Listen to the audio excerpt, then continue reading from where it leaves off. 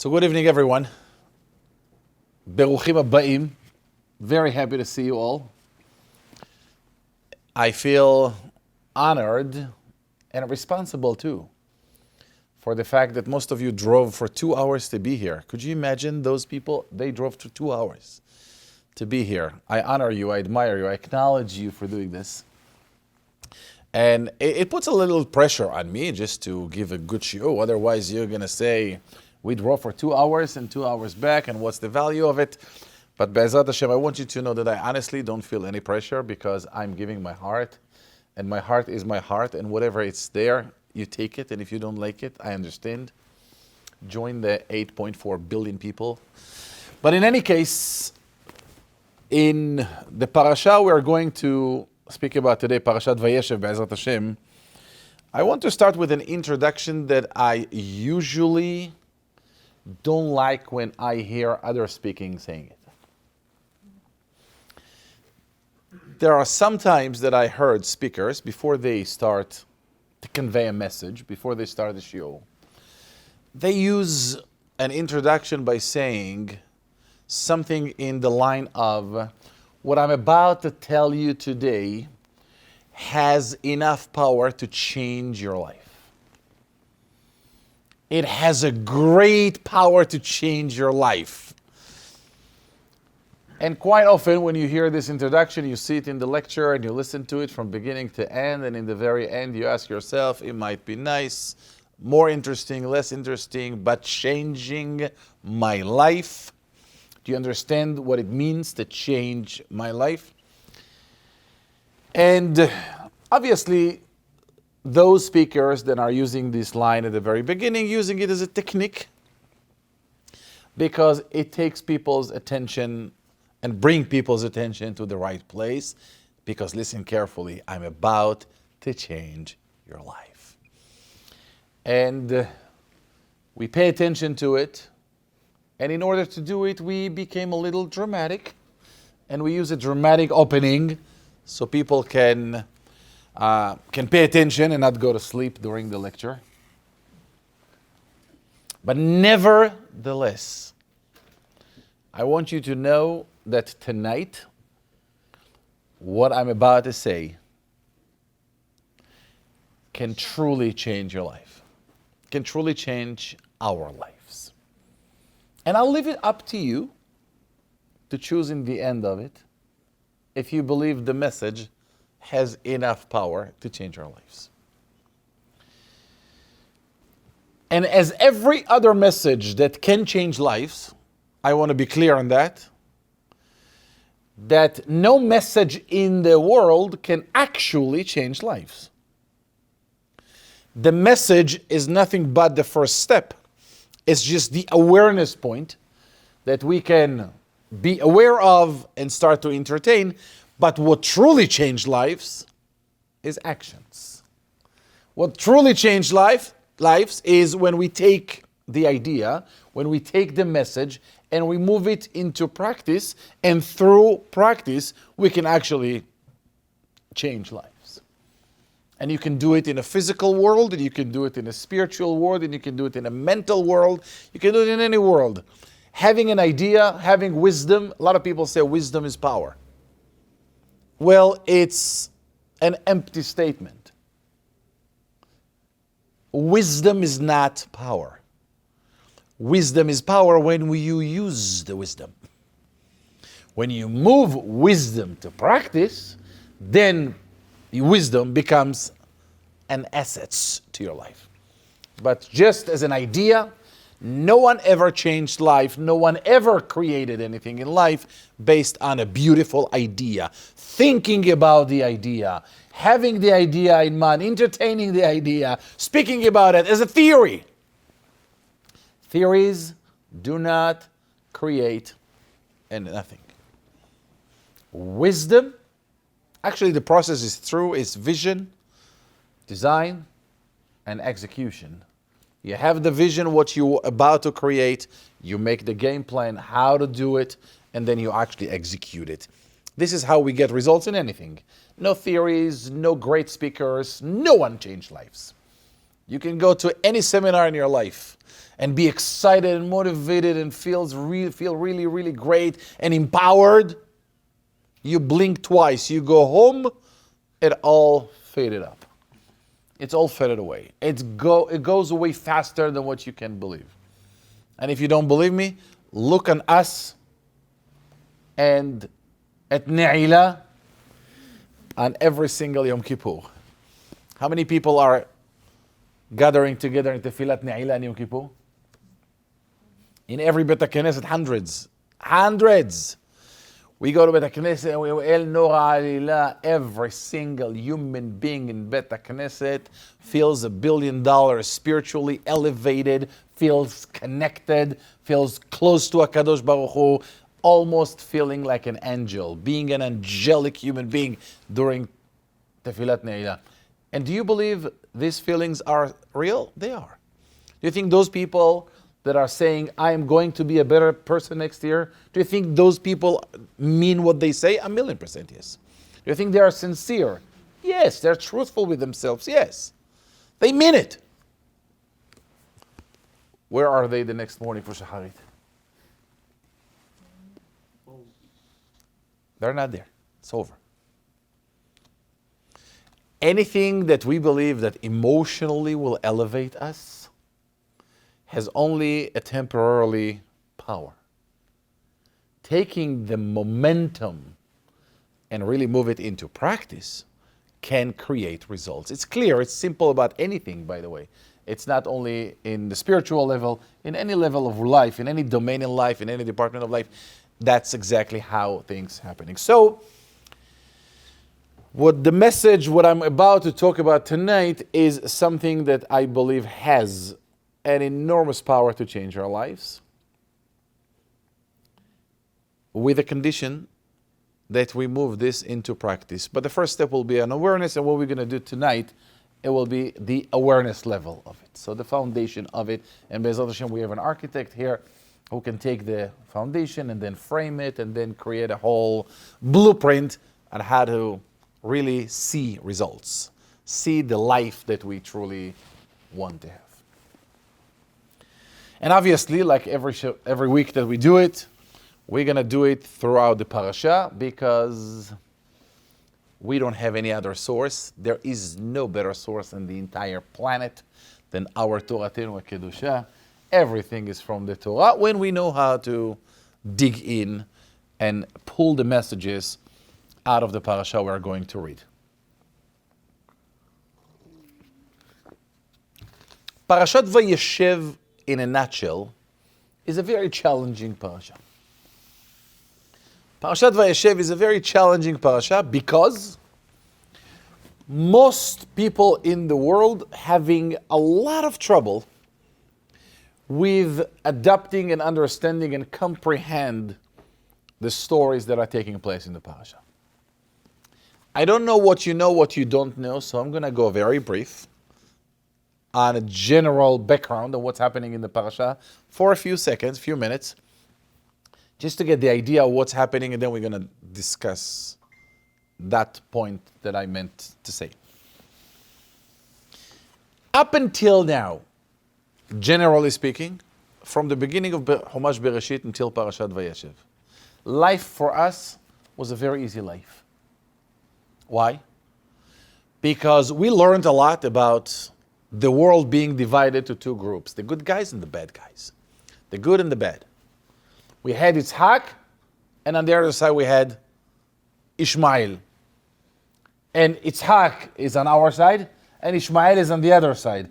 Yitzhak is the tzaddik, and Ishmael was evil. So the war, the argument was between the good and the bad. And we felt, and we feel, so lucky to be on the side of the good ones, the good guys. And it's easy to take away the bad ones. I'm not like them. We move forward, Yaakov and Esav, same idea. There's Yaakov, Ishtam, Yeshev Ohalim, Tzaddik Yesod Olam, Kadosh Merechem, Yaakov Avinu, Tzaddik, Esav, bad guy. On which side are you? Which side are we taking? The easy one, Yaakov, the easy one. So the world is a little easy, even if we are illustrating it this way, that there is the good guys and the bad guys, and we follow the good guys. And we reject and we push away the bad guys. Easy life. When we associate ourselves with the good ones. And by the way, we do it all life long. Think about the Israeli conflict with the Palestinians. I mean, for us, it's pretty simple. There's the good guys and the bad guys. And which side are you in? Of course, the bad guy, the good guys. You know, we are on the right side. But when we reach Parashat Vayeshev, it's a big, shocking situation. Why? Because we are going to face a world war between family members. But here we don't have the privilege to call them the good guys and the bad guys. This is a big trouble for us because now we're talking about the children of Yaakov Avinu. Yud Bet Shivteka, the 12 sons of Yaakov Avinu, and the story is so painful, whereas as we go throughout the story, we see that we cannot resonate with any side. Because what are you going to say? This one is good, this one is bad. You can't. Those are all kedoshim utehorim. All of the avot kedoshim, all of the 12 shevatim are kodesh kodashim, each and every single one of them. So to associate ourselves, to take sides with one or the other versus the others, it's impossible. It's just not available possibility for us. So how do we do this? And on top of this, the story itself, Parashat Vayeshev speaks about the very famous story where Yaakov Avinu, briefly, Yaakov Avinu had among his entire children, 12 children, he had one son that was his favorite. Who was it? Yosef. Yosef was Yosef was a favorite son. Yaakov Avinu, the Torah said, V'Yisrael, Yaakov Israel is the same one, V'Yisrael ahav et Yosef mikol banav, ki ben zekunim ulo, ve'asa lo ketonet pasim. Yaakov Avinu played favorite in his family, and he favorited Yosef over all the brothers. So far, so good. We can only imagine, and the Torah stated that too. We can only imagine that the fact that Yaakov Avinu favorited Yosef did not create so much peace and love between the brothers and Yosef. To the extent that the Torah said, "Vayir'u echav ki oto ahav aviyeh mikol echav." When the brothers saw that Yaakov loves Yosef more than the others, vayisneu oto. מה זה וישנאו אותו? They hated him. So much so, ולא יכלו דברו לשלום. Do you know what it means, ולא יכלו דברו לשלום? That's the proof that they were not Americans. They weren't Americans. They could not play the game of telling you, it's so nice to see you, when they truly hate you. They could not play the game to say, how are you doing, if they don't even care, how are you doing? They couldn't. They were truthful human beings. They were tough, rough Israelis. If I hate you, you'll know about it. If I love you, you'll know about it too. They couldn't say hello to him. They were so against him. And the Torah said that Yosef came up with a dream. And he had a dream. ויחלום יוסף חלום, ויגיד לאחיו. Yosef had a dream. ויגיד לאחיו. And he shared the dream with his brothers. And the end result of that was? ויוסיפו עוד שנאו אותו. If they hated him until now, they just increased the level of hatred. למה? What was going on in the dream of Yosef that made him to hate him more? Basically, the dream was, ויאמר עליהם שמעו החלום הזה אשר חלמתי. Listen to the dream I had. והנה אנחנו מעלמים עלומים בתוך השדה, והנה קמה אלומתי וגם ניצבה, והנה תסובנה אלומותיכם ותשתחוונה לאלומתי. More or less in a nutshell, he is telling them, look, we are 12, right? But I had a dream about bundles from the field that they all surrounded, they all stayed in a circle, and my bundle was standing up, and all the rest bowed down to me. Guys, do you need any kind of explanation? Said Yosef to the brothers. Do you understand the meaning of this dream? And obviously they got it. ויאמרו לו אחיו, what are you talking about? המלוך תמלוך עלינו? You're going to be a king over us? אם משול תמשול בנו, you will control us? ויוסיפו עוד שנאו אותו. And they increased again the level of hatred. So we have third level of hatred. Beginning now. And then Yosef had another dream. ויחלום עוד חלום אחר. Yosef was not satisfied with the first dream. He had another one. ויספר אותו לאחיו, but this dream was upgraded. To what degree upgraded?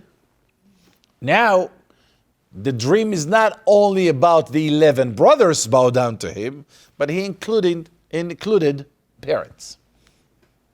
And that's what he told him. And he was more direct and explicit. הנה חלמתי חלום עוד, והנה השמש והירח, the sun and the moon, representing mom and dad, ו11 כוכבים משתחווים לי, 11 stars. All 13 of them doing what? Bow down to me. And Yosef did not only share this story with the brothers, he also included in the sharing session his father as well. ויספר אל אביו ואל אחיו. ויגער בו אביו, and his father was upset at him. He said, what are you dreaming? אבוא נבוא אני ואמך ואחיך? What do you think, נשתחוות לך ארצה? What do you think we're going to go and we're going to come bow down to you? ויקנאו בו אחיו, and the brothers became what? What is ויקנאו? Jealous. Do you see the difference? That up until now they did what? Hated. And now it's a different game. Now it's a game of Erev Tov. And now it's a game of jealousy. What is that shift from hatred to jealousy? It's an interesting point to pay attention to. Moving forward, we know that Yaakov Avinu sent Yosef. Now there is a lot of tension between Yosef and his brothers. And Yaakov Avinu is sending Yosef to follow up, to check on his brothers, the shepherds. How are they doing? We know the story. Yosef goes, and when they saw him in the field, they said to themselves, "Ine ba'al halomot ala zeba." This is the man of the dreams. Come here, come here. Come on, Yosef. And he comes, and they decided on the spot to simply kill him. I don't know if we can ever comprehend the idea that the Kedoshim of Tehorim of Shivteka, Bnei Yaakov Avinu, decided to kill their brother Yosef. And then they changed their mind. Reuven told them, don't do it. There's no point for it. Said, I have a better solution, much more attractive solution. We're going to put him in the pit with some snakes and crabs. In other words, we're not going to kill him. We give the pleasure of killing him to the crabs and the snakes. And they put him in the pit until they saw a delegation of Ishmaelim, of Palestinians walking by. I'm going brief on the story because I do believe that you heard that story 10.5 million times in your life. And they do a business deal. They sell Yosef to the Ishmaelim. I don't know what humiliating more, killing or selling or trying to sell. I don't know what it is, but I don't believe we have the psychological terminology of what's happening to a person that is being sold to a different nation by his own brothers. לא יודע, but it's definitely not a pleasant moment for him. And Yosef HaTzadik is going to Egypt, and he's taken to do some work for Eshet Potiphar, for Potiphar. And when he goes to Potiphar, Potiphar's wife was bored, and she didn't have anything to do in life. And what she did was she tried to entice Yosef. And then Yosef ran away from her. And when he ran away from her, she did not want to embarrass herself, so she flipped it on him. Those cases are happening on a daily basis in our country. And in the end of the day, Yosef was put in jail for 10 years. And in the end of those 10 years, Yosef HaTzadik, the Torah said, was involved in another dream, but not his, but the dreams of the two ministers of Paro that were in jail with him. And Yosef looked at them. One day he saw them a little unhappy. He looked at them and he said, why? Madua penechem zo'afim hayom? They told him their dreams, and he solved the dreams, he interpreted the dreams, one for life and one le'olam haba. Sarah Mashkim and Sarah Ofim. And in the end of the solution, when one of them went back to work, he told him, Yosef, please, you're going to work for Paro. You know, we're Israelis, we use connections. Could you please speak to Paro for me? And for that action, for that attempt, Yosef ended up spending 2 more years in jail. So a total of 12 years. And in the end of the 12 years, Paro had a dream. This is the third dream, the third dreamer. We have 3 dreamers here: Yosef, Sarah Mashkim, and Sarah Ofim, and Paro. Paro had a dream, couldn't find a solution for it, couldn't find somebody to interpret the dream, a whole different story. And then Sarah Mashkim remembered Yosef, and he mentioned to him, look, when we were in jail, there was a guy who is professional as a PhD in dream interpreter, so maybe you can hire him. They pulled Yosef out of the jail after 10 years, after 12 years, and Yosef solved Paro's dream by telling him that basically his dream is a message from Hashem. And then Yosef became what? Excuse me? Yosef became the king of Egypt, second to the king, second to Paro. He is now the king of Egypt. That's more or less the brief story of the parasha, the general background of what's happening. Now, there are thousands of interpretations to the story. What happened, how it happened. What does it mean that the brothers sold him? What do they mean? What's the meaning of this entire conflict between Yosef and his brothers? And what did Yaakov do with him? But I want us to try to see this story in a specific angle, in a specific view. Maybe there is a serious message here for us. The first question that we have to ask is, I think the first question is Yaakov Avinu. Yaakov Avinu, you knew.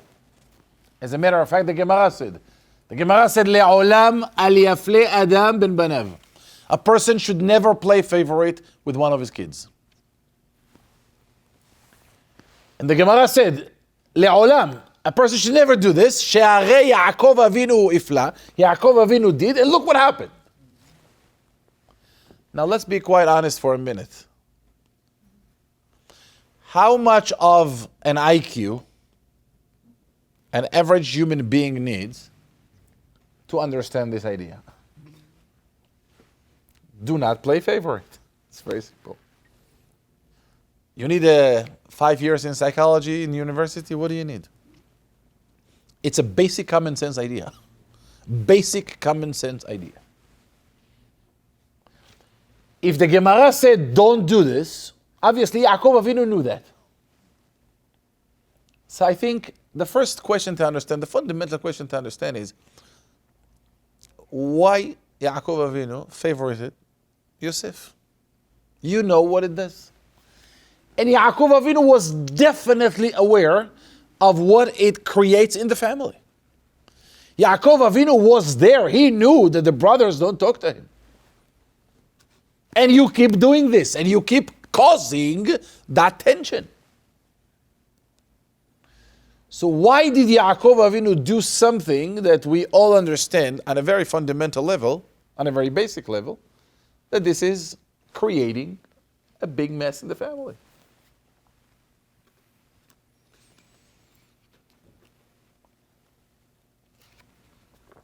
The second thing is Yosef HaTzadik. You know they don't like you. You know they hate you. Not because anything that you did. Because Abba favorited you, fine. But you know the feeling in the house. You're not ignorant. You're not blind. You know what's going on. My dear Yosef, you had a dream. Keep it for yourself. Keep it for yourself. And you know that the dream is going to create more men. Why are you teasing them? Why are you poking their eyes by saying, guys, I know you don't like me. I know Abba likes me more than he likes you. I know exactly how you feel about it. I know you don't like me. I know you hate me. But let me tell you, accidentally or interestingly enough, I had a dream. I had a great dream. And guess what? The message of the dream is, forget about I'm better. You're going to bow down to me. So said the dream. What's the point, Yosef HaTzadik? Rabotai, we have to understand something. I can play this show as great as I wish. We are talking about holy of all holiness human beings. We're talking about people we will never be able to comprehend their spiritual level. We are talking about people we have no concept in mind. We have no beginning of idea. Their level of greatness, their level of holiness. We're not talking about people in our generation. So that makes the question even deeper. Yosef HaTzadik, you know what you're causing. You know what you're creating. Why are you poking them a little deeper?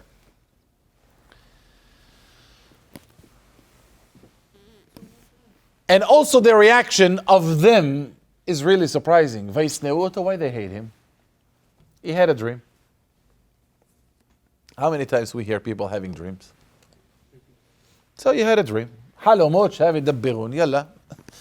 What's the big deal? So you had a dream, a stupid dream. A dream goes and a dream goes by, and that's it. I mean, it comes and goes, and what's the big deal? A lot of people that have dreams, all kinds of dreams. I remember as a child that somebody, I'm talking about, 40 years ago? I remember a guy, Yedidia, you will like this.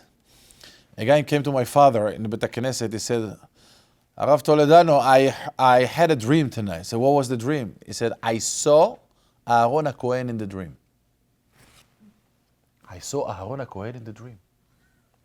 My father looked at him and said, no, that was Eliyahu HaNavi. He looked at my father and he said, how do you know how Eliyahu HaNavi looked like? He said, the same way you know how Aaron HaKohen looked like.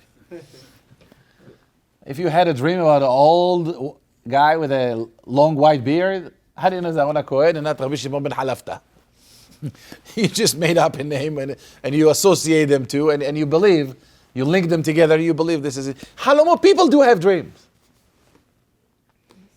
So why are the brothers taking Yosef's dreams personally?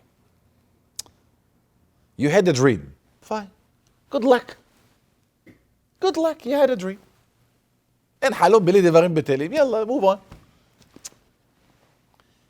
Those dreams created hatred. How those dreams created hatred? Even if it's true, what do you hate him for? What do you hate him for? He had a dream. What do you want from his life? You go to sleep and he had a dream. What do you want from him? You hate him and you are getting deeper in the hatred level. And then Yosef realized what happened at the first dream, and he had another dream.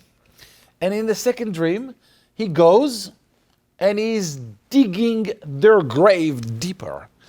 And he's going and he say, listen, you think the first dream was a good dream? No, the first dream was a joke compared to this one. Because in that dream was only you. This dream, you and mom and dad. That's an upgraded one. That's a more romantic one. And in that dream, please pay attention, they shifted to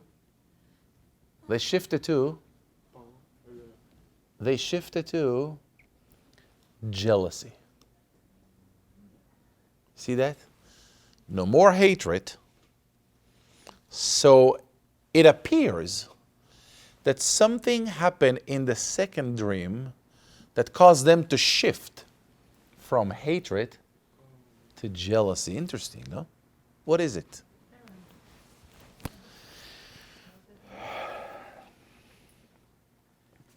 I think anyone who ever paid attention to Parashat VAYESHEV, Parashat Miketz, realized that somehow, somewhat, for some reason, the life of Yosef HaTzadik are going through dreams.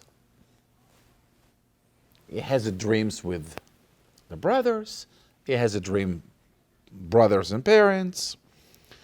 Then, apparently, without any connection, the dream of Sarah Mashkim and Sarah Ofim. Accidentally, 2 years later, another dream of Paro. The life, the journey of Yosef HaTzadik are going through the string of dreams. Huh? Prophecy. A dream. And I was also wondering, in which school Yosef learned how to be a dream interpreter? איפה הוא למד במקצוע? What made Yosef HaTzadik a dream interpreter? I know that Jews, we do anything to make a living. Even if we don't know anything, we can make a living out of this. You ask a Jew, do you know how to do open heart surgery? Of course I do. How? Don't worry about it. Tell me the date. I'll get somebody to be there and I'll take a cut from his commission. Don't worry about it. I know exactly how to do it. We know everything. There's nothing we don't know. You ever heard about a Jew say, I don't know something about something? No way. Every single taxi driver in Israel knows exactly how to make a peace with the Arabs, how to start a war, how to end a war, they know everything, the whole map. It's rare to hear somebody say it. Well, I don't know. I don't know. And I don't know, I don't speak about what I don't know. It's a shocking point. When you tell somebody don't speak about something you don't know, I'll give you a quick story. Years ago, I was on Shabbat table in Bet HaKnesset. And I heard a person saying the following statement. I usually don't do this, but I got involved in this. Somebody said the following statement. He said, President Obama destroyed the economy of the United States. That's what he said. So I wanted to play a little dumb and stupid. And I looked at him in a very nice way and I said, forgive me for asking, are you an economist? Do you know anything about economy? No, I don't know anything about economy. Okay. Do you know President Obama? No. Do you know how to build the economy? No. Do you know how to destroy the economy? No. Do you know how Obama destroyed the economy? No. He said, what do you want from my life? I said, I don't know. I heard you saying Obama destroyed economy. So you definitely has to know Obama, and you know what destroying means, and you know what economy is, and you can put them together. But if you don't know anything, how can you say Obama destroyed the economy? He said, are you telling me that I cannot speak about anything unless I know everything about it? Believe it or not, it was a shocking point for him. He said, then I cannot talk about anything. I said, well, you might want to entertain that possibility. It was a shocking point for a person to believe that you cannot speak about anything that you're not expert in. If you don't know what you're talking about, then don't talk. That's what Shlomo HaMelech says, Siyag la'chokhmah, shtika. If you don't know, just be quiet. Which, by the way, I don't want to talk about this right now. That's the fundamental rule of Lashon Hara when we speak about each other. Bar minnan. When we speak about each other, what do you know? Do you know my life? Do you know what I went through? Do you know what I feel? Do you know what I think? Do you know my situation? Do you know my pain? Do you know my past? What do you know about me? What gives you a freedom? God should save us from this line. Freedom of speech. Freedom of speech is the biggest curse in America. Freedom of speech. I can speak, I can say anything I want. No, you can't. If what you're speaking is going to destroy someone's life, then you cannot speak. You shall not speak. You should become mute and you should not speak, because you can destroy people's life by the way you speak. Freedom of speech. Who created that evil line? Freedom of speech. No, you don't have freedom of speech. Imagine husband and wife. When the husband's screaming and yelling, or the wife screaming and yelling, and well, I can scream, I can say whatever I want, it's freedom of speech. No, there is no freedom of speech. Yeah, there is a freedom of divorce too. Why not? A divorce. Freedom of speech. There's no such a thing. But in any case, let's go back to the point.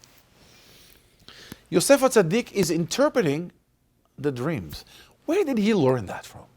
What makes Yosef HaTzadik qualifies to interpret dreams? And you see that his entire life runs on this game. And if you wish to say he was a prophet, which I can make peace with it easily, then it's not a dream interpreter, it's a prophecy conversation. If what Yosef knew about the dreams and the way he interpreted the dreams was based on a prophecy, say, I am a prophet, this is what I know about you. You had a dream, let me tell you what God says. I just got a memo from God last night in my email. You also got it, but you put it in the spam. For me, it went on the inbox. So I saw God's email and I'm a prophet. But Yosef HaTzadik did not interpret the dreams based on prophecy. Which you could say. But it seems like that Yosef was an expert of some kind on a dream interpreter guy. And my wonder is, where did he get this from? And you cannot tell me, again, we shall not be American at this point. You cannot tell me because he knew how to dream. Because if you know how to dream, you know how to interpret the dreams. That's like saying here in America, and that's why, Baruch Hashem, all our kids going to Jewish schools for 10.5 million years, and they cannot speak one word of Hebrew, because, no offense, because they believe that anybody who speaks Hebrew can teach Hebrew. Not understanding that speaking Hebrew or teaching Hebrew are two separate skills. Not everything you know you can teach. There are many people who are expert in some fields, they have no idea how to teach it. But how did Yosef HaTzadik know how to interpret dreams? To be quite honest, I love this topic and I love this parasha and I love every word in the Torah. And we can go on and on and on. But I want to focus on the point that I mentioned at the very beginning. To understand this entire game, so to speak, between Yosef and the brothers and all these dream games, we need to go to Parashat Miketz, to next week's parasha. As we all know, in Parashat Miketz, it reached the point that there was famine in Eretz Israel and in Mitzrayim. And Yaakov Avinu sent the entire family, the entire brothers, to go and to collect food to buy food for the family. And when they came down to Egypt to collect food, they met Yosef. And when they met Yosef, the Torah said, there are hundreds of hours required to get into the story and to learn it. I'm just making the point on this specific idea. So they are coming, and Yosef look at them, and Yosef say, hey, you are spies, you're meragelim, you did not really come to buy food, etc. And Yosef started to give them a hard time. Yosef started to give them a whole lot of a torture process. No, you're not, you're spies. No, we're not. Yes, you are. No, you are not. Yes, you are. And then he told them, keep Shimon here, go back, bring Binyamin. We know the story. The brothers realized that something is going on. They realized that something is going on, which is one of the most fundamental concepts in Judaism. The brothers are facing a challenge, a very big challenge, with a weird guy. They don't know who he is. But they never blamed anybody else. They never blamed the world. They never blamed the Egyptians. They never blamed nobody. The Jewish process is whatever happened to us. Anything that happened to us. The real research required is to go deep into our own self and try to understand, why does a Kadosh Baruch Hu do this to me? That's a fundamental Jewish belief. We always have to understand that if something happened to us through God knows what, the bottom line is, what we need to do is lift up our eyes to HaKadosh Baruch Hu and say, Ribono shel Olam, Abba, what do you want? What's the message? Because I know it's not this guy, not this person, not the weather, not the economy, not this, not that. It's between us. You pay me through people, but it's you and me. So the brothers realized that something is terrible, and they started to do the process. And it's unbelievable that the brothers went through the entire process and they could not find, could you imagine? Could we imagine that? They did not find one mistake they ever did or committed in life. They did not find one sin to say that happened to us because we have sinned. Speaking of Kodesh Kodashim, speaking of holy of all holiness, the brothers could not find nothing in their track record, in their entire life. They went day by day, their entire life on a movie, on a rewinded, and couldn't find anything wrong, except for one thing. What would you imagine if I say one thing? What would you imagine is that something that relate to all of them? They said to themselves, Vayomeru ish el achiv.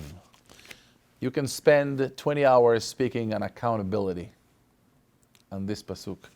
Vayomeru ish el achiv, aval ashemim anachnu. We are at blame. Self-responsibility. Something happened to me, I can blame the world, but that's not going to help. They said, aval ashemim anachnu, this is our fault. What is our fault? If I write this pasuk, this is how I write it. Aval Hashemim anachnu, we are at fault because we sold our brother to the Egyptians. Or because we tried to kill our brother. They didn't say that. And Hebrew language is playing a huge role here. Aval Hashemim anachnu al achinu, for our brother, Asher ra'inu tzarat nafsho, that we saw the trouble of his soul, the pain in his soul, bithanenu elenu, when he was begging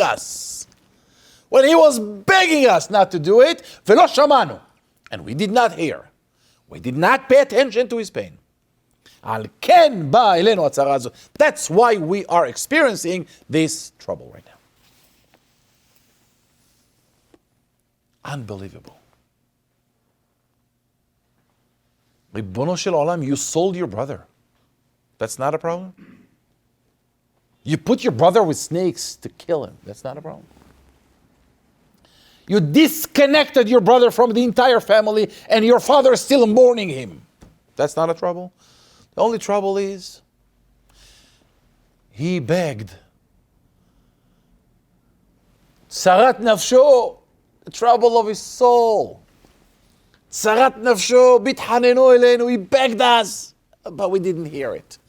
We don't regret telling him. We don't regret putting him in the pit with snakes and crabs. We don't regret any of that. Do you know what we do regret? We didn't listen when he was begging us. When he expressed the trouble of his soul, we didn't pay attention to that. What is this, an emotional accountability now? Well, what is this? That's the only thing you found? Lo shamanu? Bithanenu elenu, but we were not sensitive enough. We did not exercise our compassion. And by the way, in parentheses, where did we find in the Torah that Yosef begged? We never heard that Yosef ithanen. The Torah never mentioned that Yosef was ever mithanen, was ever begging them for anything. We can assume, imagine, but Torah didn't say that Yosef mithanen. Apparently Yosef went with the game, with the program. Where was Yosef mithanen? And why are you regretting the smallest, the slightest problem and not talking about the most important thing? You sold your brother. That's okay. That's kedin. That was according to the law. But we didn't hear when he cried. We didn't give him tissue. We didn't give him tissue when he cried. And that's why we're experiencing this trouble now. What's the connection?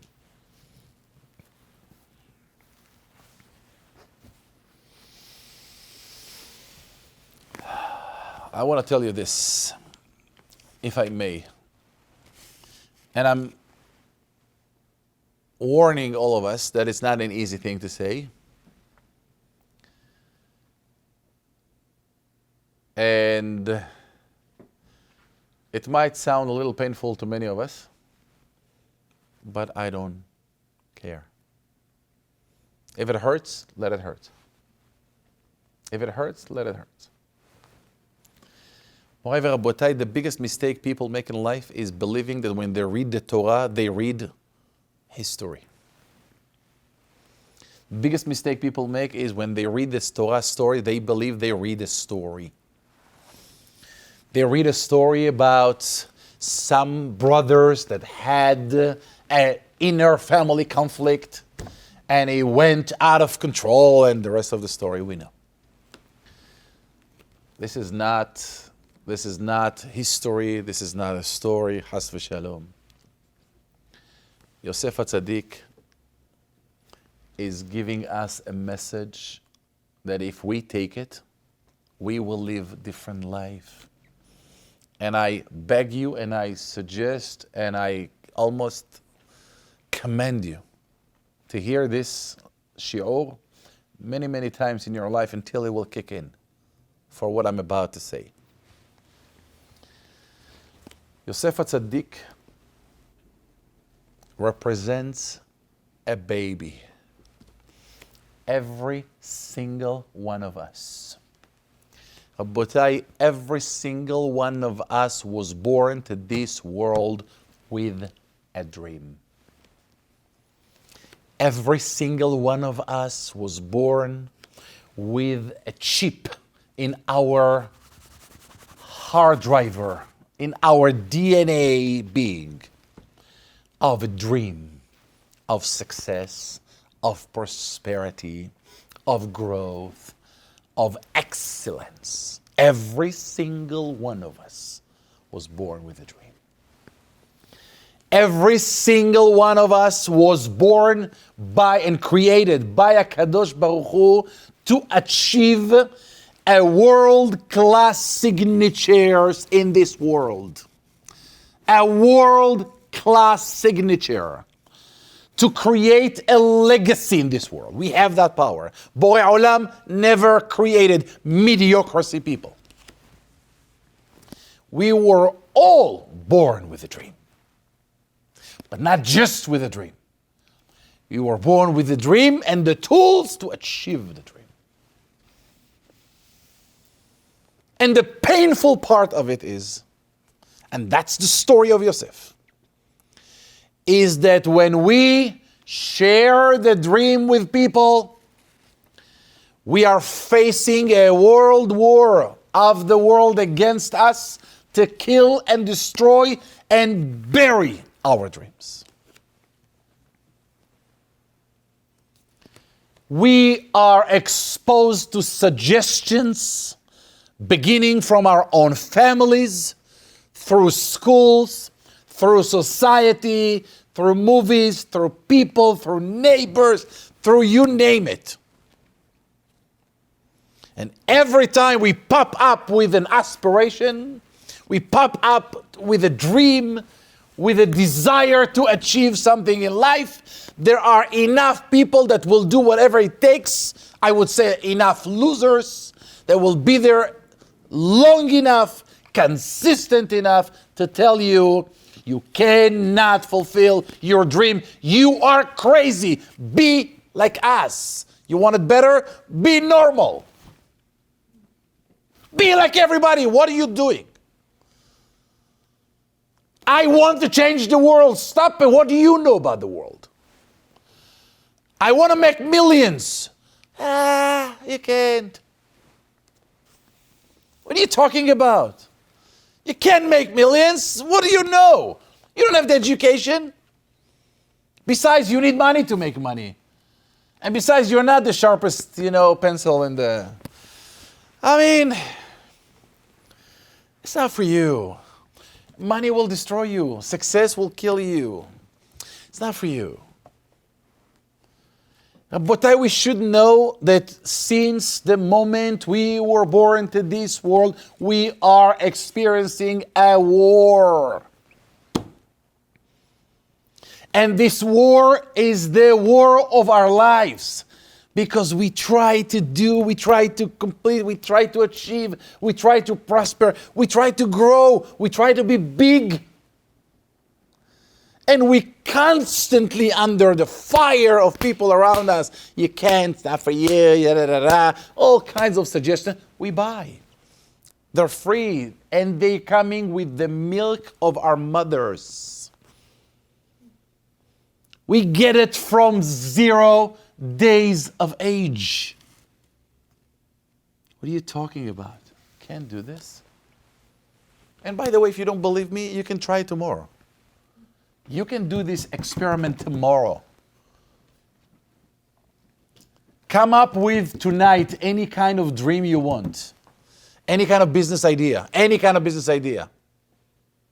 You can come up with a business idea of a cup that washes itself in the end. You finish the coffee, the cup run to the place and wash itself. I don't care what the business idea is.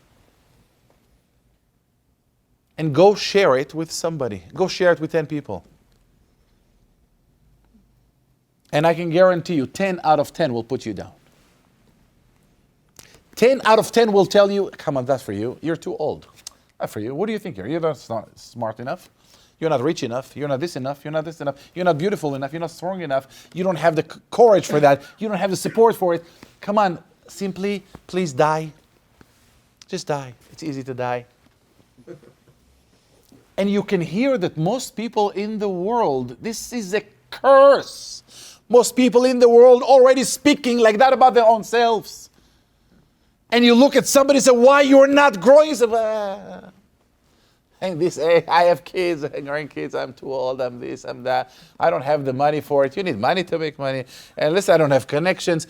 People speak against themselves, which by the way, I do believe that despite the fact that Lashon Hara is a horrible curse, when we speak about others, I think the worst Lashon Hara is when we speak about ourselves. The worst Lashon Hara we can speak is about ourselves. I can't do it. Do you know how many people, I can't change. I am like this. Who made you like this? You were born a little kid, happy and jumping and joyful and dancing and couldn't care less about anything. We became slaves of approval of other people's agenda. We lost life. Not a joke. We lost life. If you have a dream, expect the world to destroy you. And this is what Yosef HaTzadik does. Yosef HaTzadik comes and say to the brothers, I have a dream. And you know what the dream is? I was born to be a king. I was born to be a king. You don't like it? Go jump on the lake. I am a king. I was born to be a king. You don't like it? Complain to the Creator. And let me share with you the dream. I have a dream that you're all going to bow down to me. They hate him. Why they hate him? Let me tell you this. I told you that if you have a business idea and you share it with 10 people, 10 out of 10 will put you down. I didn't tell you that there is a common denominator between those 10 that will put you down. They all, guarantee, they all losers. They all people that did nothing in life. If you ever have a conversation with someone who accomplished something in life, and you tell him, I have a dream, I want to succeed, he will look at you, will hug you, and he will say, let me support you in how to do it. Let me support you in the path that I want you to take to be successful. Because when people don't have a dream, they hate you. They hate you. How dare you're still alive? How dare you want to be different? How dare you think you're big? How dare you think you're somebody? They hate him. Said Yosef HaTzadik, if you hate me, go look at yourself. I will keep my dreams. I will keep dreaming. I will keep dreaming because dreaming is a representation of the inner being that I was born with. You don't like the fact that I'm about to be a king? That's okay. Go to HaKadosh Baruch Hu and file a complaint. But we have to understand the life story of Yosef HaTzadik is our life story, every single one of us, because every wild dream we have of accomplishment, of creating a legacy, of inventing a signature in the world will be stopped and crushed, mostly by the people that love us. Come on, that's not for you. That's not for you. That's too difficult. Do you know how long it takes to create such an empire? It's impossible. And they continue to hate him. But after the second dream, they realize that he's very determined.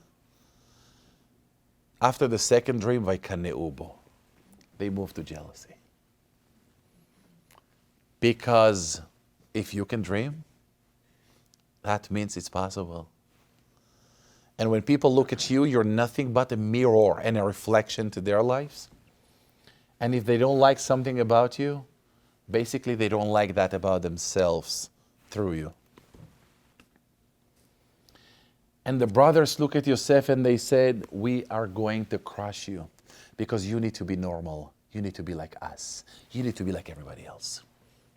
You can never be separate. You can never be alone. You have to be part of us. Come on, Ribono Shel Olam, just be normal. Be normal. What do you mean you want to be a dancer? You want to be an artist? You want to be a musician? Come on, people don't make money out of musician. out of being a musician. Come on, do something normal. Go to school, kill yourself 20 years in college, get a degree, get $500,000 in loan and in student loans, and pay it in 20 years later, get married, get into misery, have kids, don't know what to do with them, and die happily. That's what the world we're living in today. And the brothers taking Yosef HaTzadik, he's taking his dream, he's moving forward with the dream, and he said, I have a dream, and I will fulfill my dream, because my dream means my life mission. This is my life mission, brothers, you don't hear me.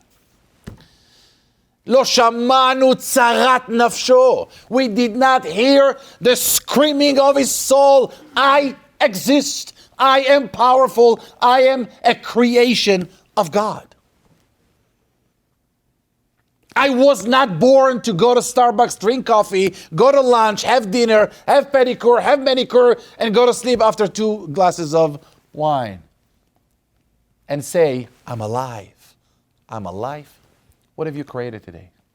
How many souls have you touched today? What did you do in your life today? What do you think the world will miss if you die tonight? What is your value? And we do have value. And Yosef HaTzadik is going, and the brother sees him, and they see him alone. And they said, they can't see him. You got to kill the dream. We have to kill the dream. So they put him in the pit. They put him with snakes. And Yosef HaTzadik said, not a problem. Hate me, curse me, be jealous of me, put me down, try to kill me, sell me to the Egyptians, put me in jail for 12 years, no problem. Guess what's going to happen?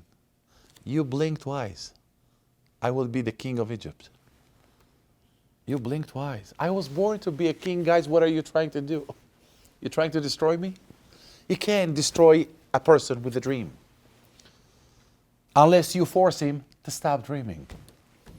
Unless you force him to stop believing he can do something with his life. Abotai, the biggest apikosut in the world is when we believe that we are just another creatures. We're not. And the world will fight us. The world will put you in jail. The world will put you in jeopardy. The world will fight you until you give it up. Because if you keep dreaming and they don't, they can't stand it. They can't stand it. If we see somebody who is successful in business, do you know what our first reaction to it?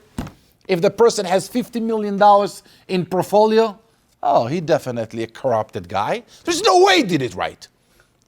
You know why I don't have it? I'm righteous. I'm a tzaddik. What are you talking about, tzaddik? He made money? Of course. He's a liar, he's a cheater, he's a thief, he's a combinator, he's manipulating. We're going to curse him with the entire klalot of Parashat Kitavo. There is no other way. Because if there is a nice way to do it, how come I didn't do it? Obviously, ani tzaddik v'hu rasha. That's how we put other people down when they are successful. We can't stand success. Because if success is possible, how come I didn't do it? Do you know why I didn't succeed? Because success is impossible for nice people. Nice people don't succeed. Bad ones are. What kind of a baloney stories we tell ourselves just to satisfy our low life. Low life. We can satisfy and justify anything. We'll put down anybody. Just never take responsibility on our own lives. And we ask the question, in which school did Yosef HaTzadik go to learn how to interpret dreams? Moray v'Rabotai, when you have a dream and your life is playing on the dream, you can identify in a second if the person you speak to has a dream. You can understand how people live based on the way they share their dreams. It takes no rocket science to do it. If you are a motivated person, if you are a person that wants to achieve and to accomplish in life, in any domain in life, you will be attracted to those people. And if you feel as a loser, you will be attracted to losers. You will be attracted to people who are doing nothing in their lives. And you ask people, tell me something. What's your dream in life? Oh, I dream about winning the lottery. That's not a dream, it's a fantasy. Because the dream doesn't say anything about what they have to do. The dream that they have is what can happen to them versus what they can do it. Like we say, the world is divided to two groups. Those who are listening to the news and those who are making the news. And this is the difference between a loser and a winner. Are you a listener? Do you listen to the news? Or you are creating the news? And if we can go at night to sleep and ask ourselves, what have I created today? And the answer is no, it only means one thing, that there is something that's called life, and there is something that's called death, and there is something that's called walking dead. And we kill the day if we accomplish nothing. We are breathing, we're moving, but we're not living.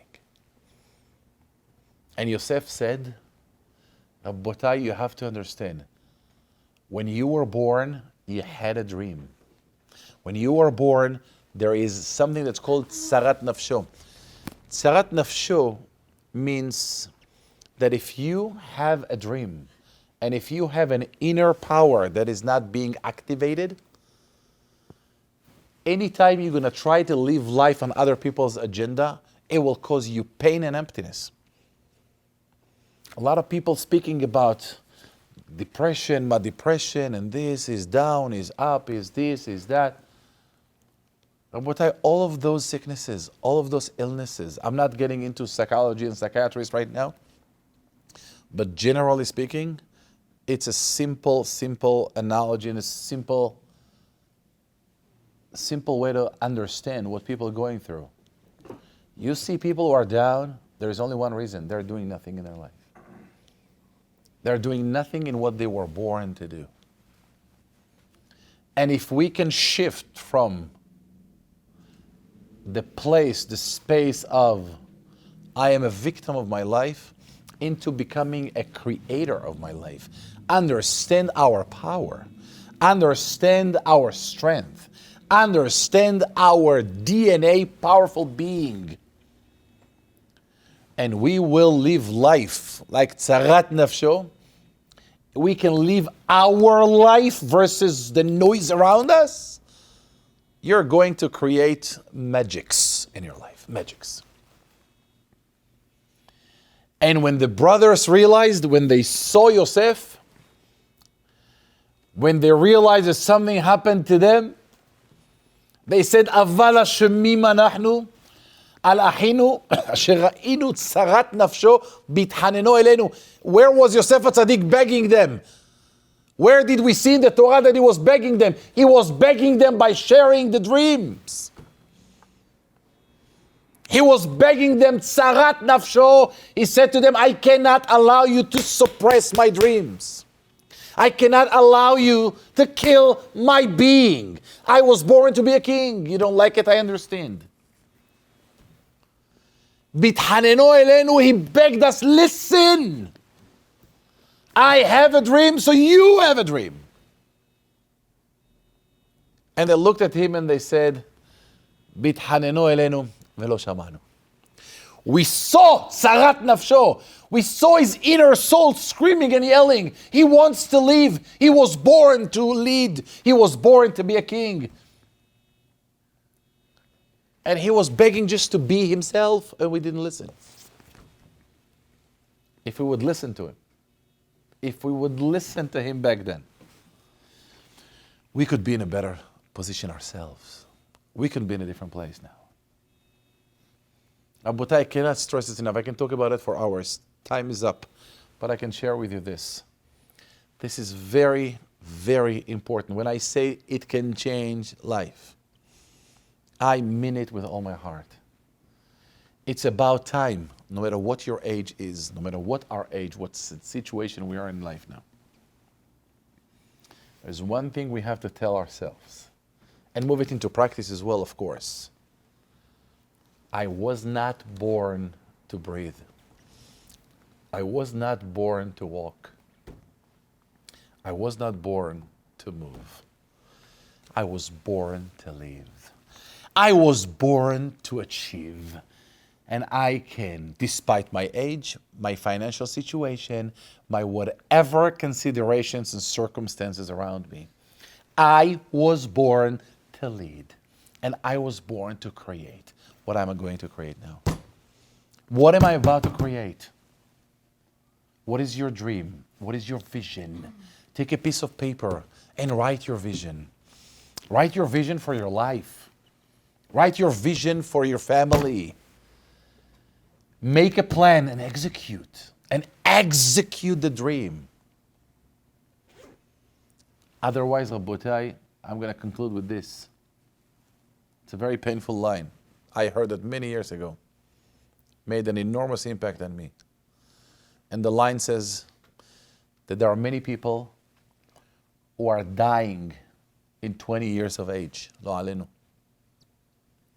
There are many people who are dying in 90 years of age. But most of us are dying in 20 years of age and being buried in 90 years of age. Do we want to live? Or we want to die and wait to the burial in 90 years of age? Every single day is a gift HaKadosh Baruch Hu gave to us. Go and win the game, but big. Why? Because that's what Borei Olam created us with. We have the power, we have the strength, we have the tools, we have the ingredients. Just go ahead and implement that. Because sky is the limit, not even, of what we can accomplish in life if we understand that we got a gift from HaKadosh Baruch Hu, but most importantly, we are a gift. We're a gift to this world. Open the box and show the gift to whomever want to. And please do not ever be discouraged by losers, because we are surrounded by so many of them. And anybody who tells you can't, close your eyes, become deaf, and move on. Move on to create. Because one thing you can guarantee yourself, anybody that tells you can't, already proved in his own life that he cannot succeed.